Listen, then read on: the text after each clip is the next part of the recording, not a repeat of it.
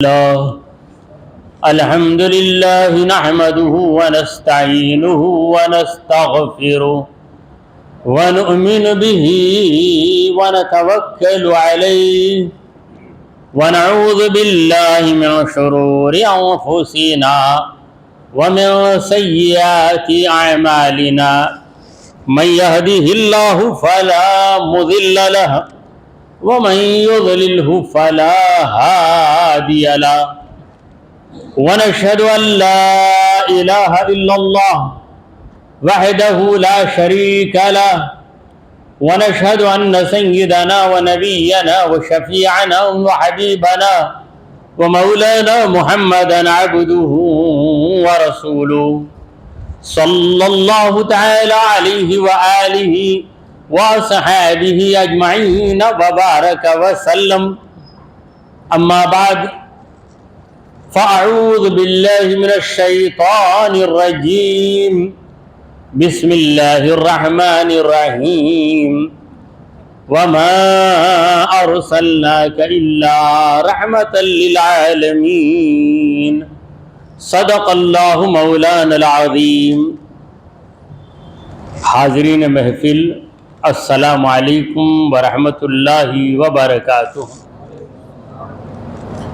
اللہ رب العزت جل وعلا کی ہم پر بے پناہ مہربانی ہے کہ اس نے ہمیں آقائے نامدار احمد مختار مدنی تاجدار دونوں جہاں کے سردار حضرت محمد مصطفیٰ رسول خدا صلی اللہ تعالی علیہ وآلہ وسلم کی بابرکت امت میں پیدا فرمایا۔ حضرات محترم، آج کی یہ محفل 12 بیانات کی محفلوں میں دوسری محفل ہے۔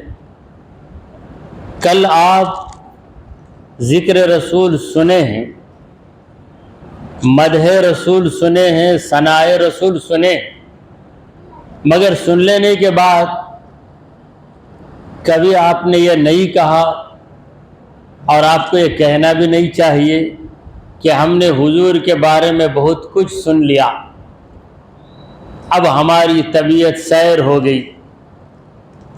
ایسا کوئی مومن نہیں کہہ سکتا، کیونکہ یہ ایسی روحانی غذا ہے کہ اس سے دل بھرتا نہیں، بلکہ جتنا بھی نبی کا تذکرہ سنو دل یہی کہتا ہے کہ اور بھی ہم سنیں، اور بھی ہم سنیں۔ یہ پیٹ کی معدے کی غذا نہیں ہے کہ 2 روٹی کے بجائے 2.5 روٹی ہو جائے تو پھر ایک ٹکڑا لینا بھی بھاری ہو جائے۔ یہ تو پیٹ کی غذا، اور یہاں جو غذا مل رہی ہے وہ پیٹ کی غذا نہیں، ایمان کی غذا ہے، روحانی غذا ہے۔ یہ وہ غذا ہے کہ جتنی بھی ہم کھاتے جائیں گے ہمارا دل کہے گا کہ اور بھی کھائیں، اور بھی کھائیں۔ سرکار دو عالم صلی اللہ علیہ وسلم کا ذکر مبارک ہر مومن کی غذا بلکہ ہر مومن کے دل کا سکون ہے۔ حدیث پاک ہے کہ من احب شیئا اکثر ذکرہ، جو کسی چیز سے محبت کرتا ہے اس کا ذکر زیادہ کرتا ہے۔ جو چیز پسند آ جاتی ہے بار بار ہم اس کا ذکر کرتے ہیں۔ کبھی دادا اپنے پوتے کی اداؤں کا بار بار ذکر کرتا ہے، میرا پوتا ایسا بولا، ایسا کیا، وہاں گیا، ایسا بیٹا۔ ارے پوتا ہے تمہارا، پوترا 1.5 سال کا بچہ، مگر اس کا آپ بار بار ذکر کیوں کر رہے ہیں؟ اس لیے کہ آپ کو محبت ہے اس سے، آپ کو اس سے محبت ہے۔ اسی طرح جو اپنے کسی استاد سے متاثر ہو جاتا ہے، امپریس ہو جاتا ہے، جہاں بھی جاتا ہے میرے ٹیچر ایسا بتاتے ہیں، ویسا بتاتے ہیں، کیوں؟ محبت ہو گئی۔ تو ہم کو سب سے زیادہ جن سے محبت ہے وہ ہے محمد رسول اللہ صلی اللہ علیہ وسلم۔ لہذا ہم حضور کا چرچا کریں گے، حضور کا چرچا سنیں گے، حضور کی باتیں کریں گے، حضور کی باتیں سنیں گے، حضور کی تعریف کریں گے، حضور کی تعریف سنیں گے۔ جس قدر نبی کریم صلی اللہ علیہ وسلم کی باتیں ہم سنتے رہیں گے، کرتے رہیں گے، ہمارے دلوں کو سکون ہی سکون ملے گا۔ حضرات گرامی، صحابہ کرام بھی اپنی محفلوں میں نبی کریم صلی اللہ علیہ وسلم کا ذکر کرتے ہوئے بیٹھ جاتے تھے۔ یہ ایک بار ایسا ہوا کہ صحابہ بیٹھے اور پیغمبروں کا ذکر آ گیا۔ آدم علیہ السلام کو اللہ نے صفی اللہ کا لقب دیا، نوح علیہ السلام نجی اللہ، ابراہیم علیہ السلام خلیل اللہ، موسیٰ علیہ السلام کلیم اللہ، داؤد علیہ السلام خلیفۃ اللہ، عیسیٰ علیہ السلام روح اللہ۔ ایک ایک پیغمبر کو اللہ نے ایک ایک لقب دیا ہے۔ ہمارے پیارے آقا محمد مصطفیٰ صلی اللہ علیہ وسلم کو اللہ نے کیا لقب دیا؟ یہ بات زیر بحث رہی، زیر بحث یعنی انڈر ڈسکشن رہی، زیر بحث رہی۔ سرکار دو عالم صلی اللہ علیہ وسلم اچانک وہاں آ گئے۔ وہ مبارک زمانہ تھا، صحابہ کی نگاہوں نے محمد رسول اللہ صلی اللہ علیہ وسلم کے جلوہ زیبا کو دیکھا۔ وہ مبارک زمانہ جب سے نبی کریم صلی اللہ علیہ وسلم نے دنیا والوں سے پردہ فرما لیا، صحابیت کا دور ہی ختم ہو گیا۔ حضور کے بعد کوئی صحابی نہیں، تو صحابہ کرام کی یہ باتیں ہو رہی تھیں۔ محمد رسول اللہ صلی اللہ علیہ وسلم تشریف لائے اور فرمانے لگے اقلتم کیت وکیت، کیا تم یہ باتیں کر رہے تھے؟ اگلے پیغمبروں کے مراتب، محاسن، کمالات، ان کے جو القاب ہیں، ان کے جو ٹائٹلز ہیں، ان کے بارے میں تم لوگ گفتگو کر رہے تھے؟ صحابہ نے عرض کی یا رسول اللہ، ہم یہی باتیں کر رہے تھے۔ پھر رسول کریم صلی اللہ علیہ وسلم نے فرمایا کہ سنو، وَأَنَا حبیب اللہ، میں اللہ کا حبیب ہوں۔ اللہ نے مجھے کیا لقب دیا ہے؟ حبیب کا لقب دیا ہے، اور حبیب وہ لقب ہے، اس سے بھاری لقب کوئی نہیں، اس سے بڑا درجہ کوئی نہیں ہے۔ انا حبیب اللہ، ابراہیم خلیل اللہ، موسیٰ کلیم اللہ، میں کون ہوں؟ خلیل اللہ، اللہ کا میں، وَأَنَا حبیب اللہ، میں اللہ کا حبیب۔ ابراہیم علیہ السلام اللہ کے خلیل، محمد مصطفیٰ صلی اللہ علیہ وسلم اللہ کے حبیب۔ خلیل کا معنی بھی دوست، حبیب کا معنی بھی دوست، مگر اس دوست میں اور اس دوست میں فرق ہے۔ کیا فرق؟ خلیل اس دوست کو کہتے ہیں جو اپنے دوست کی رضا چاہتا ہے۔ ابراہیم علیہ السلام اللہ کے خلیل ہیں، اللہ کی رضا چاہتے ہیں، اللہ کی پسند چاہتے ہیں، اللہ کی مرضی کے طلبگار ہیں۔ اور محمد مصطفیٰ صلی اللہ علیہ وسلم اللہ کے حبیب ہیں، اس کا مطلب یہ ہے کہ اللہ حضور کی مرضی کو پسند کرتا، حضور کی رضا چاہتا ہے۔ رضائے خدا چاہتے ہیں دو عالم، رضائے خدا چاہتے ہیں دو عالم، خدا چاہتا ہے رضائے محمد۔ دونوں عالم ہے طلبگار خدا وندے جہاں، دونوں عالم ہے طلبگار خدا وندے جہاں، ہے طلب میں تیری رحمان مدینے والے، ہے طلب میں تیری رحمان مدینے والے۔ یہ ہے حبیب کا معنی۔ ابراہیم علیہ السلام نے جب اللہ نے چاہا کہ بیوی بچے کو اکیلے چٹیل میدان میں چھوڑ کے آؤ، اللہ کی رضا چاہتے ہیں۔ رضا کا مطلب کیا ہے؟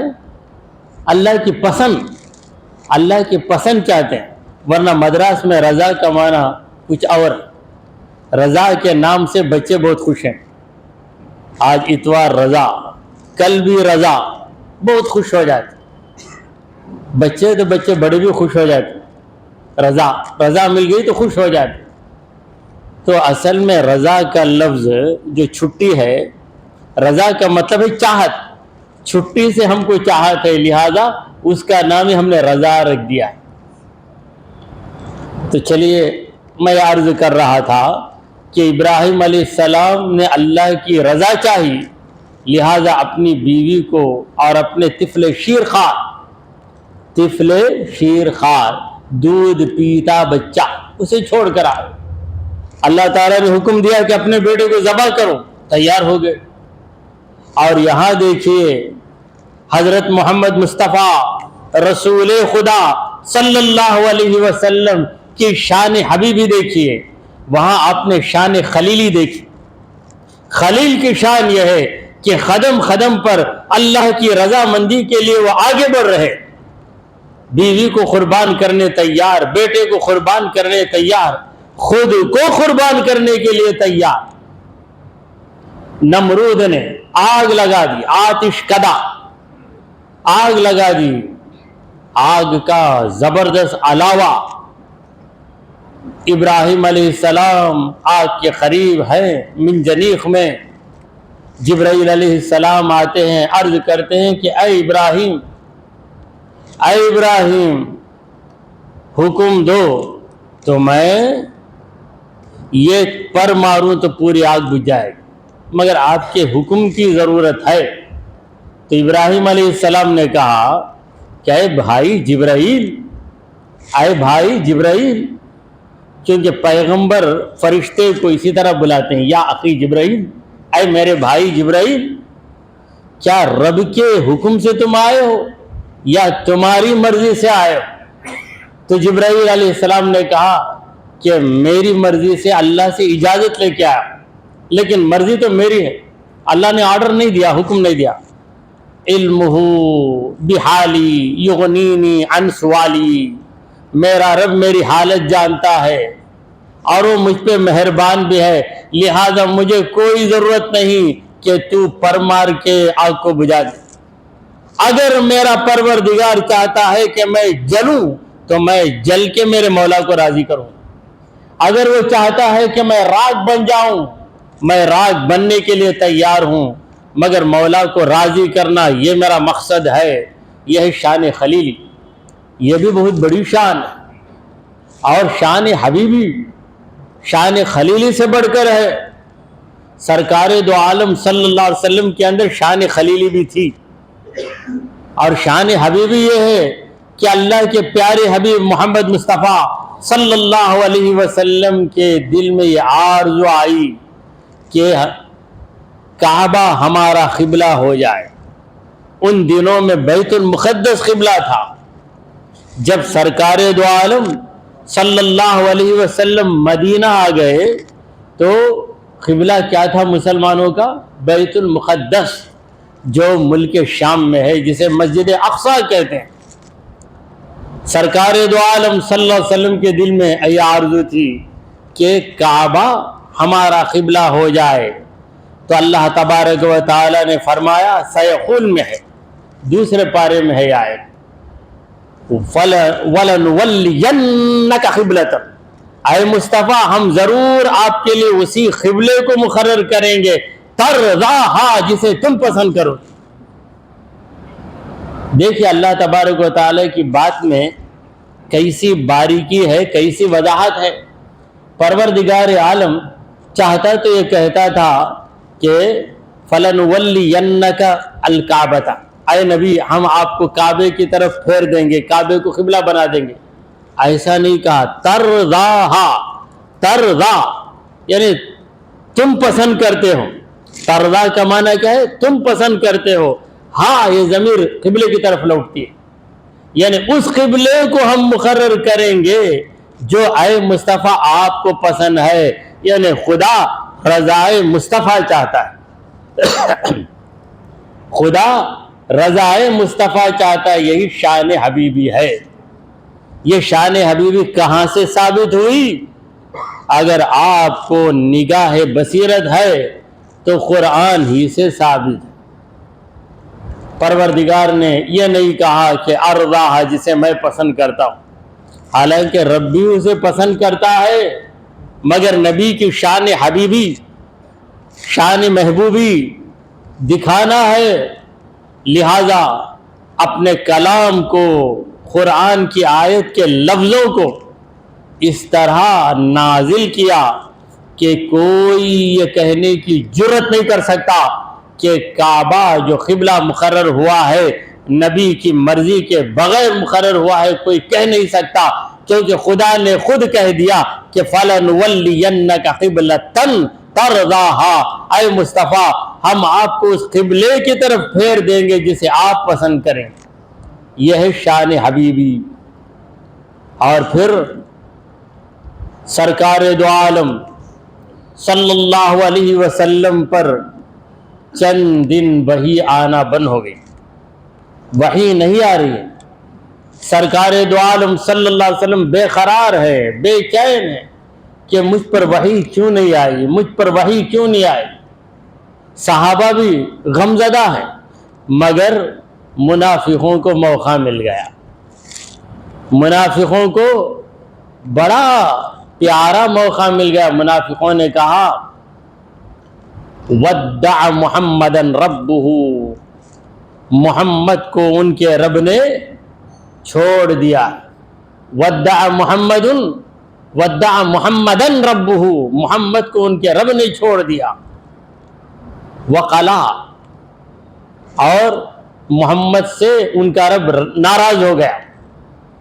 یہ جملہ کافروں نے کہا، منافقوں نے کہا۔ جو کافر کی زبان ہے وہ منافق کی زبان ہے، جو کافر کے دل میں ہے وہ منافق کے دل میں ہے۔ فرق یہ ہے کہ کافر کھلے عام کہتا ہے میں کافر ہوں، منافق خود کو مسلمان بتا کر دل میں کافر رہتا ہے، یہ ہے منافق۔ تو پروردگار عالم نے چند دنوں کے وقفے کے بعد سورہ ضحیٰ کو نازل کیا۔ والضحیٰ، قسم ہے دن کی روشنی کی۔ واللیل اذا سجا، قسم ہے رات کی جب وہ چھا جائے۔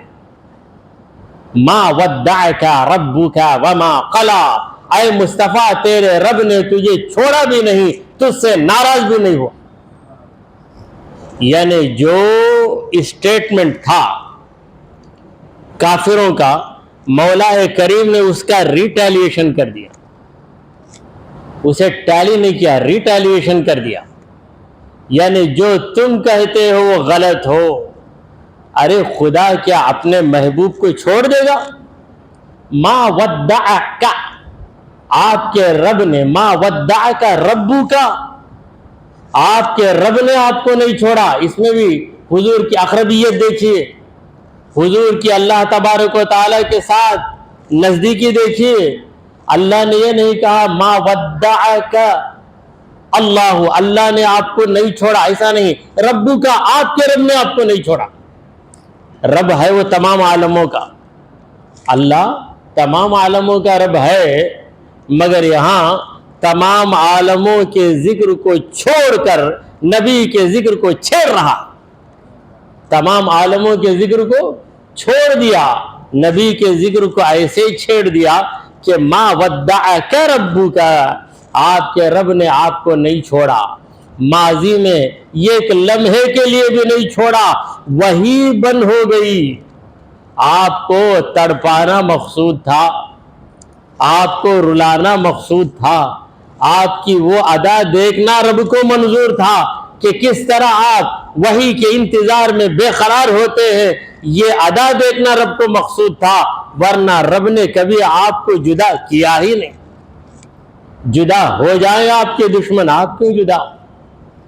وما قلا، ناراض بھی نہیں ہوا، ہمیشہ آپ کا رب آپ سے راضی ہے۔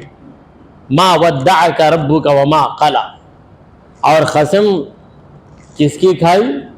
دو چیزوں کی قسم۔ قسم کے بغیر بھی بات ہو سکتی ہے، مگر قسم کھا کر بات کو پیش کرنا، یہ بات کو پختہ بتانے کے لیے ضروری ہے۔ پروردگار چاہتا تو بس یہ آیت اتار دیتا ما ودعک ربک وما قلی، آپ کے رب نے آپ کو نہیں چھوڑا. نہیں، یہ بات بتانے سے پہلے دو قسم، ایک قسم نہیں، دو قسم. پہلی قسم والضحیٰ، دوسری قسم واللیل اذا سجا. ضحیٰ کسے کہتے ہیں؟ آپ جانتے ہیں چاشت کی نماز، عربی میں کہتے ہیں صلاۃ الضحیٰ. ضحیٰ ہم لوگ ضحیٰ کا اردو میں ترجمہ کرتے ہیں چاشت، یعنی جب خوب اجالا ہو جاتا ہے، سورج نکلتا ہے تو کہتے ہیں طلوع آفتاب. سورج نکلا، پھر اس کے بعد چمکا تو اشراق کا وقت آ گیا. چمکنے کے بعد اس کی روشنی پھیل گئی تو اب چاشت کا وقت آ گیا. تو چاشت کے وقت کی قسم، یعنی سورج کی روشنی پھیل جائے اس کی قسم، یہ اشارے کی زبان ہے، کنایے کی زبان ہے. اہل خرد سمجھتے ہیں، اہل فہم سمجھتے ہیں. امام جعفر صادق کی تفسیر پڑھیے. چاشت کیا اتنی بھاری چیز ہے؟ سورج کی روشنی اللہ نے کیوں قسم کھائی؟ یہ استعارے کی زبان ہے. بظاہر سورج کی روشنی کا ذکر ہے، حقیقت میں جلوہ مصطفیٰ کا ذکر ہے. مصطفیٰ جان رحمت صلی اللہ علیہ وسلم کے مبارک چہرے کی قسم. اے مصطفیٰ، تیرا چہرہ جس کا دل چاہے گا کہ تجھے چھوڑ دے، تیرے رب نے تجھے اتنے اعلیٰ انداز میں بنایا ہے کہ تیرا رب تجھے کبھی چھوڑ ہی نہیں سکتا. قسم ہے روشن چہرے کی. وہ روشن چہرہ کس کا ہے؟ سرکار دو عالم صلی اللہ علیہ وسلم کا مبارک چہرہ. صحابہ کرام رسول کریم صلی اللہ علیہ وسلم کے چہرے کو دیکھتے تو سارے غم بھول جاتے تھے، سارے دکھ بھول جاتے تھے. چہرہ کوئی دیکھے تو چاہے کہ دیکھتا ہی رہوں، دیکھتا ہی رہوں، تکتا ہی رہوں، تکتا ہی رہوں.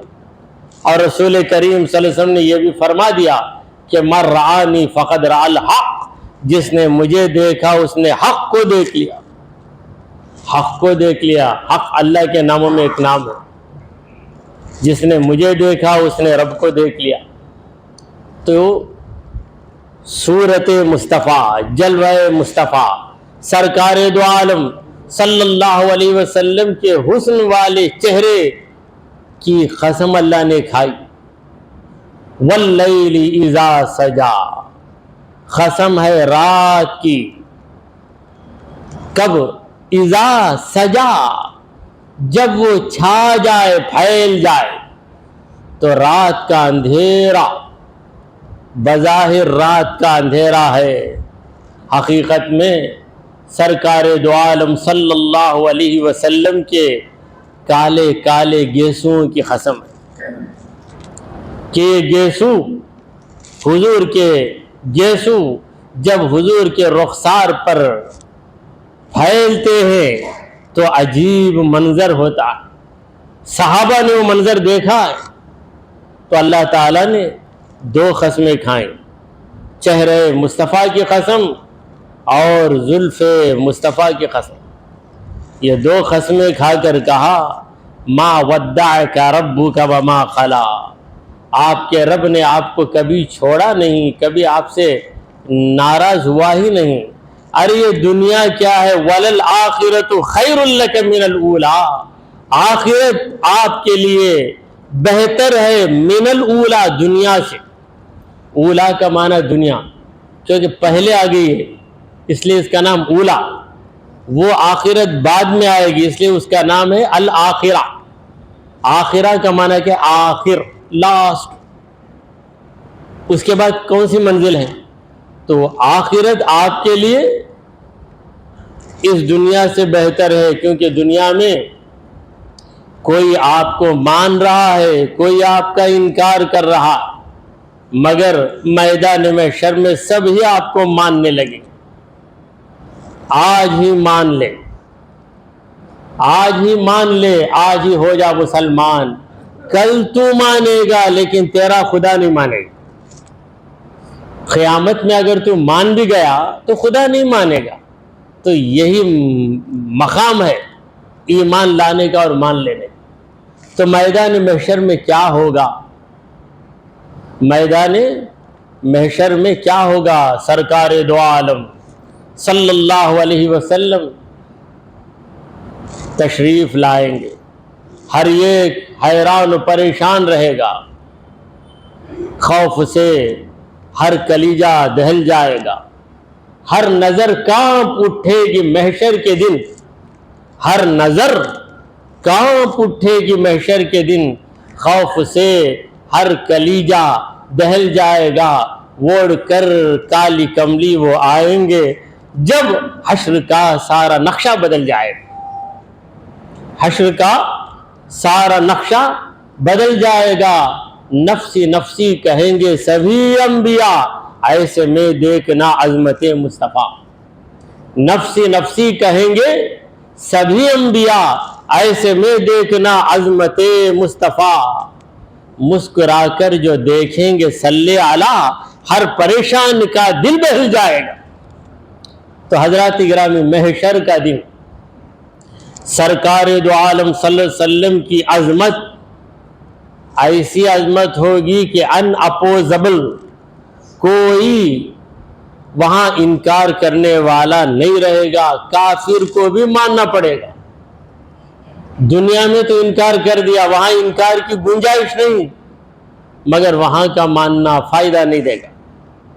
تو حضور اکرم صلی اللہ علیہ وسلم اللہ کے حبیب، اللہ نے اپنے پیارے مصطفیٰ صلی اللہ علیہ وسلم کو ایسے ایسے لقبوں سے یاد کیا ہے کہ وہ لقب صرف نبی کے لیے، وہ لقب نبی کے لیے ہی بنا ہے، دوسرے کے لیے بنا ہی نہیں ہے. ان لقبوں میں ایک لقب ہے رحمت للعالمین. مصطفیٰ ما جاء الا رحمت للعالمین. پروردگار عالم نے کہا وما ارسلناک الا رحمت للعالمین. اے نبی، ہم نے آپ کو تمام عالموں کی رحمت بنا کر بھیجا ہے. رحمت للعالمین، وہ ہر عالم کی رحمت ہے. کسی عالم میں رہ جاتے وہ ہر عالم کی رحمت ہے. کسی عالم میں رہ جاتے کرم تھا ان کا یہ ہم پر کہ یہ عالم پسند آیا، یہ عالم پسند آیا، یہ زمین پسند آ گئی. انسان کا لباس یا انسان رہنا نبی کو پسند آیا، نبی کے خدا کو پسند آیا. لہذا اللہ نے اپنے محبوب کو کیا بنایا؟ انسان بنایا. انسان بنایا، فرشتہ نہیں بنایا. اگر سرکار دو عالم صلی اللہ علیہ وسلم کو خدا فرشتہ بنا دیتا یا جنات کے اندر پیدا کر دیتا تو سارے جنات ناز کرتے کہ خدا کا محبوب ہم میں سے ہے. سارے فرشتے ناز کرتے کہ خدا کا محبوب ہم میں سے ہے. مگر ہم اب فخر کر رہے ہیں کہ حبیب اللہ منا، اللہ کے حبیب ہم میں سے ہے. یہ صحیح بات ہے کہ وہ ہم جیسے نہیں ہیں، مگر یہ فخر بھی ہمیں حاصل ہے کہ وہ ہم میں سے ہیں.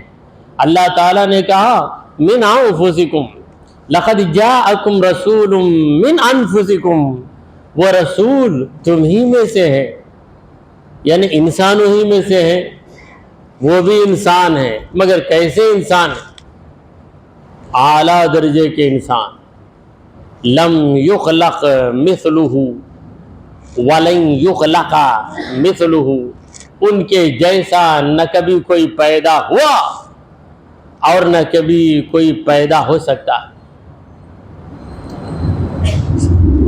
سرکار دو عالم صلی اللہ علیہ وسلم کا رتبہ اتنا بلند ہے کہ پورے یقین کے ساتھ ہم کہہ سکتے ہیں، ہم کو کہنا بھی چاہیے، ہم کو ماننا بھی چاہیے کہ اللہ تعالیٰ نے پوری مخلوق میں سب سے زیادہ فضیلت کسی کو عطا کی ہے تو محمد رسول اللہ صلی اللہ علیہ وسلم. وہ مرتبہ نبی کو ملا جو کسی کو نہیں ملا۔ تو سامعین کرام، میدان محشر میں سرکار دو عالم صلی اللہ علیہ وسلم اللہ کی بارگاہ میں سجدہ کریں گے اور اللہ کی تعریف و توصیف کریں گے، اور سجدے کے پہلے آپ جھنڈا لے کر چلیں گے۔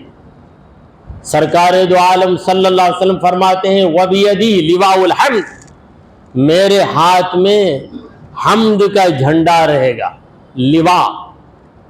لوا کا معنی ہے جھنڈا، عربی میں جھنڈے کو لوا کہتے ہیں۔ لواء الحمد، حمد کا جھنڈا کہاں ہوگا؟ بیدی، میرے ہاتھ میں ہوگا۔ وآدم فمن سواہ تحت لوائی، آدم علیہ السلام اور ان کے سوا جو بھی انبیاء ہوں گے وہ کہاں ہوں گے؟ تحت لوائی، میرے جھنڈے کے نیچے رہیں گے۔ تو اس شان کے ساتھ نبی چلیں گے کہ وہاں پہ جھنڈا نبی کا ہوگا، اور اس جھنڈے کا نام کیا ہے؟ لواء الحمد، حمد کا جھنڈا۔ حمد کا معنی کیا ہے؟ رب کی تعریف کرنا۔ حمد کا معنی رب کی تعریف کرنا۔ دیکھیے ہم نعت بھی پڑھتے ہیں، نعت سے پہلے حمد پڑھتے ہیں، نعت میں نبی کی تعریف کرتے ہیں، حمد میں خدا کی تعریف کرتے ہیں۔ تو حمد خدا کی تعریف، تو خدا کی تعریف کون کرے گا؟ سب تو کر رہے ہیں خدا کی تعریف، مگر جو تعریف محمد مصطفیٰ رسول خدا صلی اللہ علیہ وسلم اللہ کی کر سکتے ہیں، کوئی نہیں کر سکتا، نہیں کر سکتا۔ کیوں؟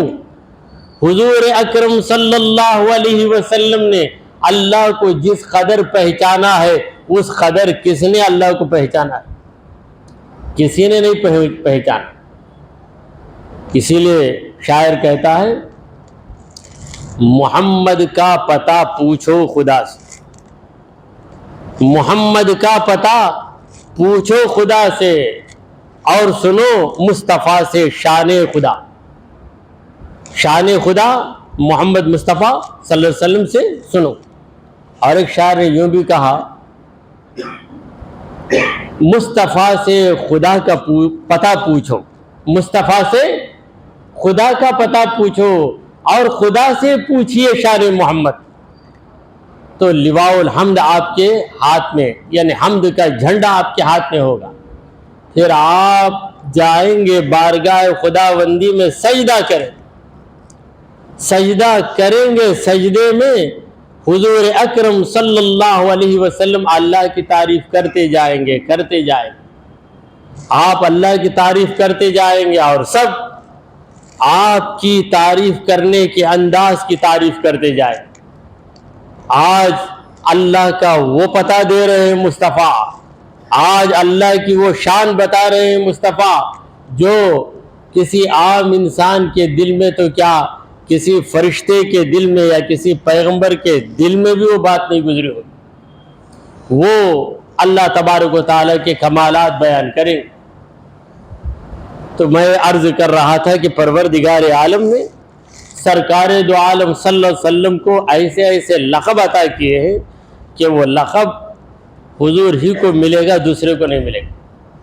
باقی چند القاب ایسے ہیں کہ حضور کو بھی دیا گیا وہ لقب، دوسرے کو بھی دیا گیا۔ جیسے حضور نبی ہے، موسیٰ علیہ السلام بھی نبی ہے، عیسیٰ علیہ السلام بھی نبی ہے۔ حضور رسول ہے، نوح علیہ السلام بھی رسول ہے، مگر حضور اکرم صلی اللہ علیہ وسلم رحمت للعالمین ہے، ہمارے نبی رحمت للعالمین ہے۔ بتائیے کیا حضور کے سوا بھی کوئی رحمت للعالمین ہے؟ کوئی نہیں۔ اللہ تعالی رب العالمین ہے تو محمد مصطفیٰ صلی اللہ علیہ وسلم رحمت للعالمین ہے۔ یہ لقب اللہ نے سرکار دو عالم صلی اللہ علیہ وسلم کو دیا ہے، اور خدا کا دیا گیا لقب، اس میں کبھی غلطی ہو نہیں سکتی۔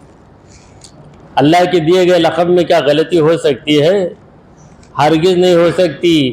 تو تمام عالموں کے لیے رحمت، تو اس کا مطلب یہ ہے کہ ہر عالم نبی کے طفیل میں پیدا ہو. نبی رحمت ہیں.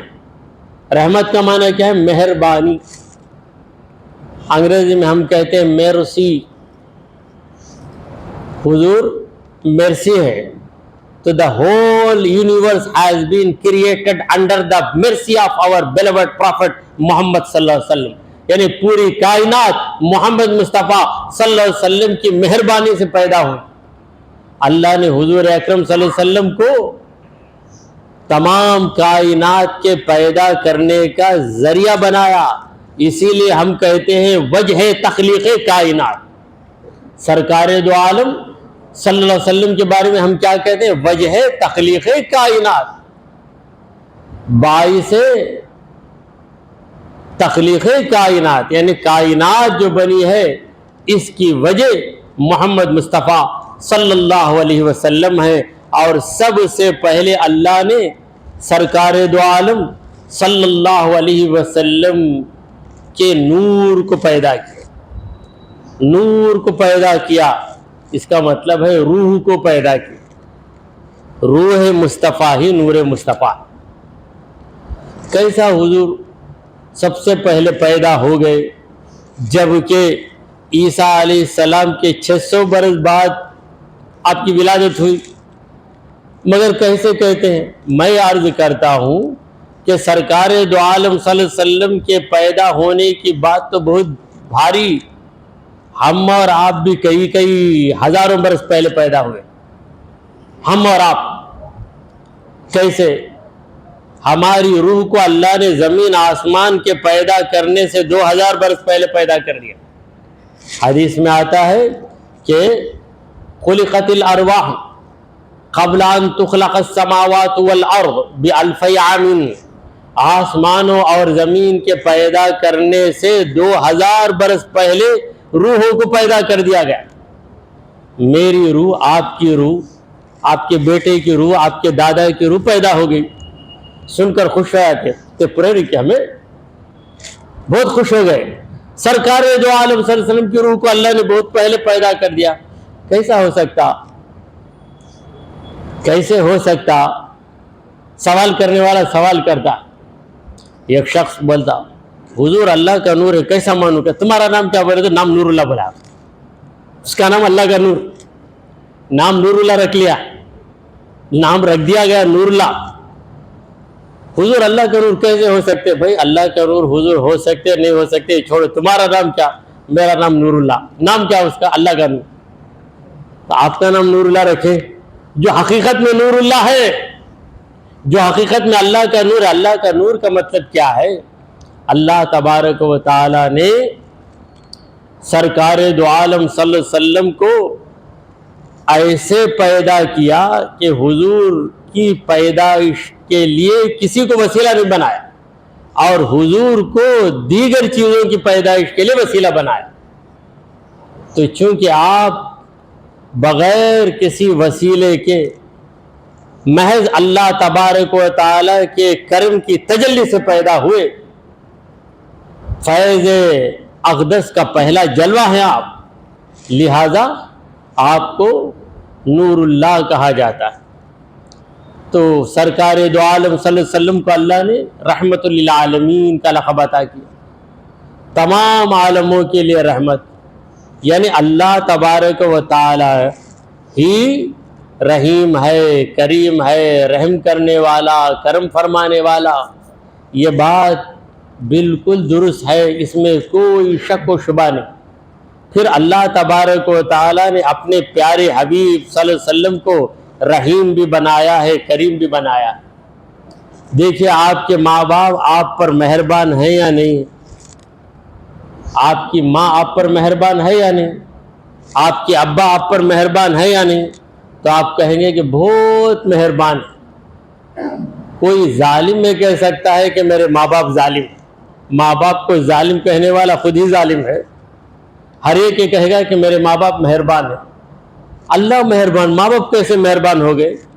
اللہ مہربان ہے، اللہ نے ماں باپ کو مہربان بنا دیا. اسی طرح اللہ تبارک و تعالی ہی حقیقی مہربانی کرنے والا ہے. اور اس نے محمد مصطفیٰ صلی اللہ علیہ وسلم کو ایسا مہربان بنایا کہ مہربانی نبی کا نام رکھ دیا۔ حضور اکرم صلی اللہ علیہ وسلم رحیم ہے، یہ لقب بھی اللہ نے قرآن مجید میں آپ کو دیا ہے۔ وَبِالْمُؤْمِنِينَ رَءُوفٌ رَحِيمٌ لَقَدْ جَاءَكُمْ رَسُولٌ مِّنْ أَنفُسِكُمْ عَزِيزٌ عَلَيْهِ مَا عَنِتُّمْ حَرِيصٌ عَلَيْكُمْ بِالْمُؤْمِنِينَ رَءُوفٌ رَحِيمٌ۔ سورہ توبہ کی آیت۔ اللہ تعالیٰ نے حضور کو رحیم بنایا، اور اللہ بھی رحیم ہے، اللہ بھی کریم ہے، اللہ کے نبی بھی کریم ہے، حق تعالیٰ بھی رحیم، محمد مصطفیٰ صلی اللہ علیہ وسلم بھی رحیم۔ اور ان دو رحیموں کے بیچ میں ہم گنہگار پہنچے ہیں، تو خدا مغفرت کرے گا، اور اس مغفرت کے لیے نبی کریم صلی اللہ علیہ وسلم شفاعت کریں۔ حق تعالیٰ بھی کریم اور محمد بھی کریم، حق تعالیٰ بھی کریم اور محمد بھی کریم، دو کریموں میں گنہگار کی بنائی، دو کریموں میں گنہگار کی بنائی۔ تو یہ ایک لقب ہے رحمت للعالمین، اور دوسرا لقب ہے خاتم النبیین۔ اللہ تعالیٰ نے سرکار دو عالم صلی اللہ علیہ وسلم کو خاتم النبیین کا لقب دیا ہے۔ قرآن مجید میں اللہ فرماتا ہے ما كان محمد ابا احد من رجالکم ولکن رسول اللہ و خاتم النبیین، یعنی میرے نبی یہ آخری نبی ہے، آخری آپ کے بعد کوئی نبی نہیں۔ نبوت کا دروازہ جن پر بند ہو گیا وہ ہے ہمارے آقا و مولا محمد الرسول اللہ صلی اللہ علیہ وسلم۔ اور حضور کا نام نامی اسم گرامی بھی اتنا پیارا ہے، شاعر کہتا ہے کہ لب چمٹ جاتے ہیں جب نام محمد آتا ہے، جب محمد کہو تو دونوں ہونٹ چمٹ جاتے، محمد، لب چمٹ جاتے ہیں جب نام محمد آتا ہے، نام پیارے کا جب آتا ہے تو پیار آتا ہے۔ اللہ تبارک و تعالی نے سرکار دو عالم صلی اللہ علیہ وسلم کو اس دنیا میں بھیجا، اور عرب کے وہ لوگ جو آپس میں بار بار لڑتے رہے، ان کو نبی کریم صلی اللہ علیہ وسلم نے بھائی بھائی بنا دیا۔ پروردگار فرماتا ہے وَكُنْتُمْ عَلَى شَفَا حُفْرَةٍ مِّنَ النَّارِ فَأَنْقَذَكُمْ مِنْهَا، تم جہنم کے گڑھے کے کنارے تھے، اللہ کے محبوب نے آ کر تمہیں بچا لیا، تمہیں کلمہ پڑھا دیا، تمہیں مسلمان بنا دیا۔ تم شرابی تھے، شراب کو منع کرنے والے محمد مصطفیٰ صلی اللہ علیہ وسلم نے تم کو بنا دیا۔ قرآن مجید میں اللہ تبارک و تعالی نے سرکار دو عالم صلی اللہ علیہ وسلم کی شان بیان کی، اور آخر میں فرمایا وَإِن كَانُوا مِن قَبْلُ لَفِي ضَلَالٍ مُبِينٍ۔ وَإِن كَانُوا مِن قَبْلُ، یعنی میرے مصطفیٰ کے آنے سے پہلے یقیناً یہ لوگ تھے، کیسے تھے؟ لفی ضلال مبین، کھلی گمراہی میں تھے، خود نہ تھے جو راہ پر اوروں کے ہادی بن گئے، خود راستے پر نہیں تھے، بھٹکے ہوئے تھے۔ سرکار دو عالم صلی اللہ علیہ وسلم آئے تو کیا ہو گیا؟ کسی کو صدیق بنایا، کسی کو فاروق بنایا، کسی کو سخی بنا دیا، کسی کو حیدر کرار بنا دیا، کسی کو بلال باوفا بنا دیا۔ یہ ایک صحابی کو سرکار دو عالم صلی اللہ تعالی علیہ وآلہ وسلم نے چمکا کر روشن کر دیا۔ سرکار دو عالم صلی اللہ علیہ وسلم کی نظر میں بڑا کمال، حضور اکرم صلی اللہ علیہ وسلم کی نظر جس پہ پڑ جاتی اس کی قسمت چمک جاتی۔ آپ کہہ سکتے ہیں کہ ایسے بھی ہیں جن پہ نبی کی نظر پڑی مگر پھر بھی وہ جیسے کہ تیسے رہے، ابو جہل، اس پر بھی نبی کی نظر پڑی تو نبی کی نظر میں کمی نہیں ہے، بلکہ ابو جہل کا دل ہے کہ اس نظر کو اپنے اندر نہیں لے رہا، یہ اس کی کمی ہے، ورنہ سرکار دو عالم صلی اللہ علیہ وسلم کا فیضان تو عام ہے۔ بارش ہر زمین پہ گرتی ہے، زرخیز زمین اس بارش کو لے کر طرح طرح کے درختوں کو اگا دیتی ہے، مگر بنجر زمین اس بارش کو لے کر کچھ نہیں اگاتی۔ تو اس میں بارش کا قصور ہے کیا؟ بارش کا قصور نہیں ہے، اس میں قصور کس کا ہے؟ قصور تو زمین کا ہے۔ تو جن کے دل بنجر زمینوں کی طرح ہیں وہ سرکار دو عالم صلی اللہ علیہ وسلم کے فیضان کو پا نہیں سکے۔ قرآن مجید میں اللہ تعالیٰ صحابہ کرام کو تعلیم دے رہا ہے، صحابہ کرام کو سکھا رہا ہے کہ دیکھو میرے نبی سے اس طرح گزارش کرو۔ کیا گزارش کرو؟ انظرنا انظرنا، اے نبی ہم پہ نظر کیجئے، ہم پہ نظر کیجئے۔ قرآن کی آیت ہے، سورہ بقرہ کی آیت ہے، یا ایھا الذین آمنوا لا تقولوا راعنا وقولوا انظرنا واسمعوا۔ یا ایھا الذین آمنوا، اے مومنو سنو۔ تو جب قرآن اترا تو مومن کون تھے؟ صحابہ کرام تھے۔ لا تقولوا راعنا، میرے نبی سے جب گزارش کرو تو راعنا مت کہو۔ راعنا کا معنی کیا ہے؟ اے نبی ہمارا خیال کیجیے۔ یہ کوئی غلط بات نہیں، لیکن اللہ نے کہا کہ ایسا مت کہو تم، لا تقولوا راعنا، اے نبی ہمارا خیال کیجیے، کائنڈلی کنسیڈر اس، کائنڈلی کنسیڈر اس، ایسا مت بولو، ہمارا خیال کیجیے۔ میں کبھی کبھی کچھ انگریزی اس لیے بول لیتا ہوں تاکہ ہمارا نوجوان طبقہ جو اسکولوں میں انگریزی پڑھ کر انگریزی بڑی سلاست سے بول لیتا ہے، مگر اردو جب بات کرتے ہیں تو 75% اس میں انگریزی رہتی، یہ ہمارا حال ہو گیا ہے آج کل۔ تو ہمارا خیال کیجئے مت بولو، وقولوا انظرنا، اور اس طرح کہو انظرنا، اے نبی ہم پہ نظر کیجئے، اے نبی ہم پہ نظر کیجئے، یعنی تمہارا خیال نبی کرے، اتنی زحمت نبی کو اٹھانے کی ضرورت نہیں ہے، بس تمہیں دیکھ لیں تو تمہارا بیڑا پار ہو جائے، تمہارے دل کی دنیا بدل جائے گی اور تمہارے اندر کیفیت آ جائے گی، روحانیت آ جائے گی، تمہارے اندر عبادت کا ذوق آ جائے گا۔ جو تربیت کئی برس میں ہم نہیں کر سکتے، اس سے بھاری تربیت نبی کریم صلی اللہ علیہ وسلم ایک لمحے میں کر دیتے، ایک نظر پڑی قسمت بدل گئی۔ صحابہ کرام سرکار دو عالم صلی اللہ علیہ وسلم کا بے پناہ ادب و احترام کرتے تھے، بڑا ادب کرتے تھے۔ صحابہ کو ادب کا یہ طریقہ کسی نے سکھایا؟ ہمارے حضور صلی اللہ علیہ وسلم کی تو یہ عادت ہی نہیں تھی کہ کسی سے کہیں کہ دیکھو میرا ادب کرو، کبھی حضور نے کہا ہی نہیں۔ حضور اکرم صلی اللہ علیہ وسلم تو ایک عام انسان کی طرح زندگی گزارتے تھے۔ بی بی عائشہ صدیقہ رضی اللہ عنہ فرماتی ہیں کان بشرا من البشر، کان بشرا من بشری، عام انسانوں کی طرح ایک انسان تھے حضور، یعنی درجے میں نہیں، درجے میں ہرگز نہیں، بلکہ اپنے اداؤں میں، یعنی بن صبر کر نکلنا، خود کو ایک بھاری آدمی بتانا، یہ حضور اکرم صلی اللہ علیہ وسلم کے مزاج میں نہیں تھا۔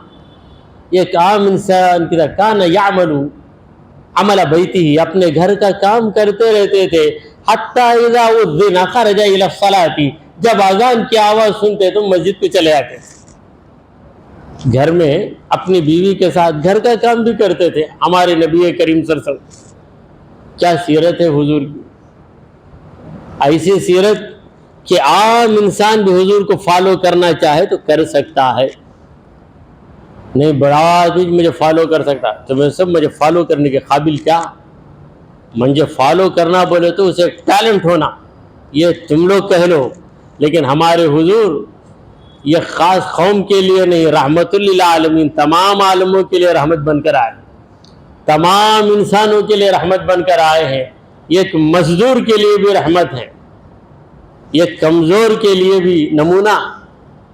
تو سرکار دو عالم صلی اللہ علیہ وسلم تو بڑے سیدھے سادے انسان تھے، اس کے باوجود صحابہ ایسا ادب کرتے کہ نیا آدمی دیکھ کر حیران ہو جاتا کہ کیسا بادشاہ ہے کہ اس کا ایسا ادب کرتے، حالانکہ حضور اکرم صلی اللہ علیہ وسلم نے کبھی بادشاہی نہیں کی۔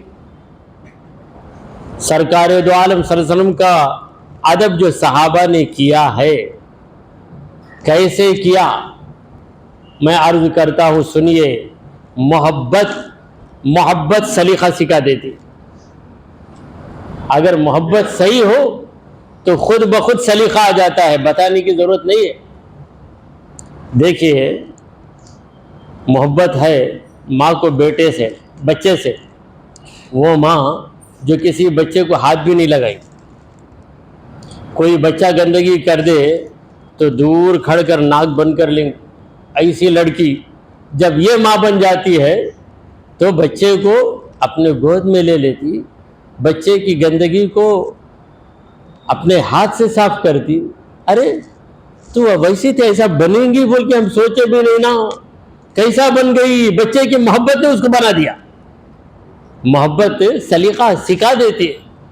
تو صحابہ کرام کے دلوں میں سرکار دو عالم صلی اللہ علیہ وسلم کی محبت کی وجہ سے حضور کی عظمت کی وجہ سے خود ہی ادب آ گیا، سلیقہ آ گیا۔